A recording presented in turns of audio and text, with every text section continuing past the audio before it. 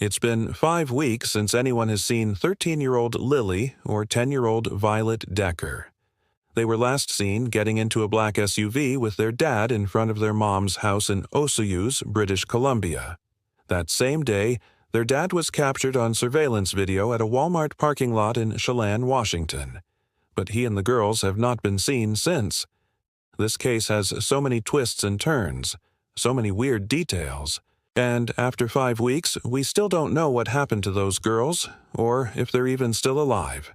We've got updates, and we want to hear your thoughts. First off, some background on this case.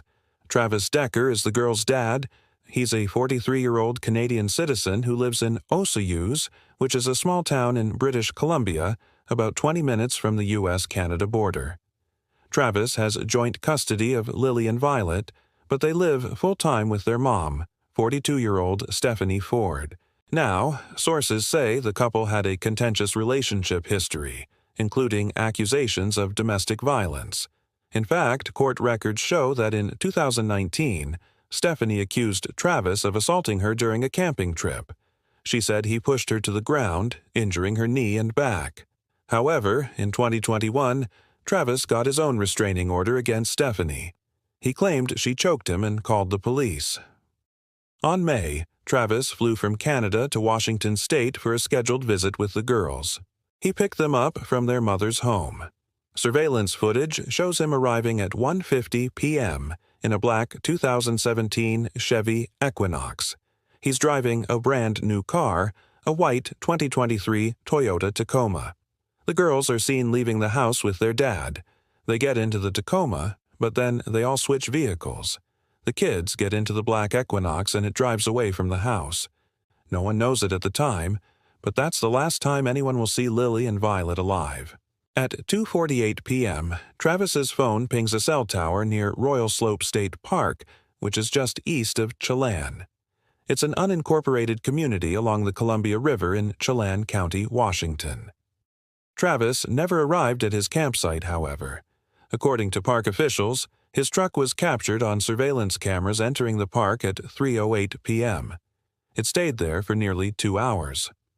At 4:55 p.m., the truck exits the campground. That was the last time anyone saw Travis or either of the girls. His phone loses signal at 6:11 p.m., nearly 10 hours after he entered the campground. Now, why are we telling this story? Why does this matter? Why should you care?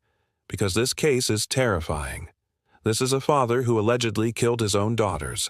I mean, obviously, there are so many unanswered questions here.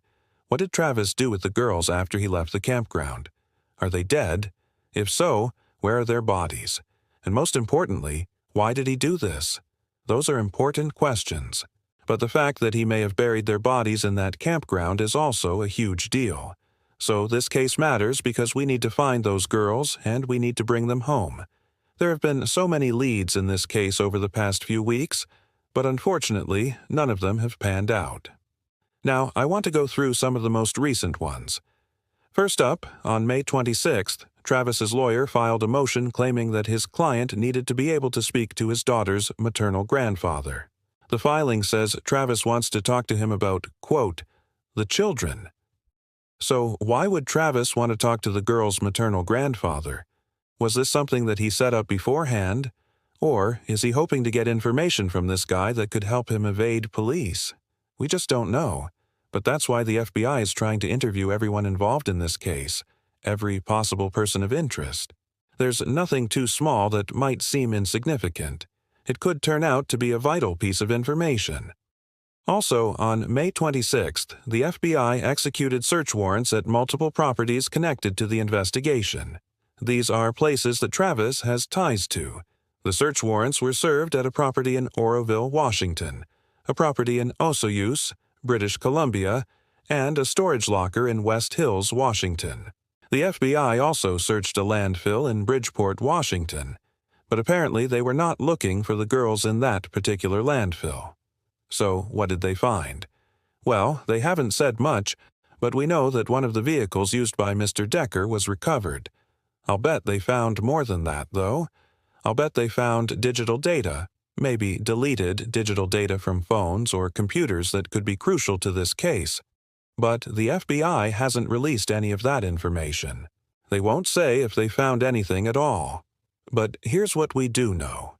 On Tuesday, June 5th, an Amber Alert was issued for Lily and Violet Decker. You've probably seen this before. It's a nationwide system that helps locate missing or abducted children. But the alert only went out on Tuesday, 9 days after the girls went missing. That means the FBI thinks these girls are still alive. If they didn't think that, they wouldn't waste the resources on an Amber Alert. Another thing that tells us the girls are still alive is the FBI hasn't released any sort of John Doe or Jane Doe information, so we don't know if they're looking for other victims. Typically, when someone commits murder, they don't wait 5 weeks to dispose of the body. This is not like a normal missing persons case. This is like a cold case, like something that would happen in a cold case. And we're only 5 weeks into it. So that tells us the girls were likely killed very close to the time they went missing, meaning they're probably dead.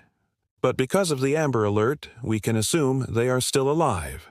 So right now, we're working with the assumption that they are still alive. Here's another interesting development. After the FBI announced they were investigating the disappearance of these girls, more people came forward claiming that Travis made inappropriate comments towards other young girls. A neighbor told Global News that Travis often talked about his daughters in a sexual manner. He allegedly made comments about how cute his daughters were and how attractive their legs were.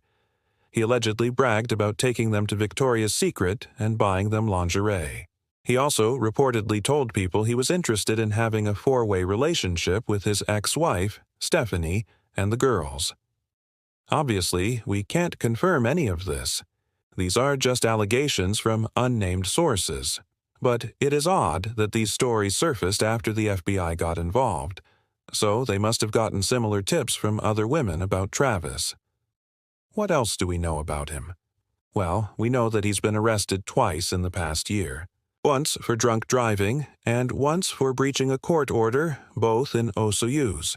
We also know that he has a lengthy criminal record. He's been convicted for weapons charges, assault, and harassment. Now, let's not forget that these are only allegations against him. He has not been charged with killing his daughters. But as you're watching this, keep in mind that the FBI has taken the rare step of launching a nationwide manhunt for him. They have put up a $100,000 reward for information leading to the location of Travis, and they have alerted the public that he is considered armed and dangerous. So if you see him, do not approach him. Call 911. That's what we know about this case as of today. Of course, as soon as we learn anything more, we'll update you. Until next time, please follow us on our channel. Leave us a comment down below with your thoughts on this case. Do you think the girls are dead or alive? Let us know. Thanks for watching.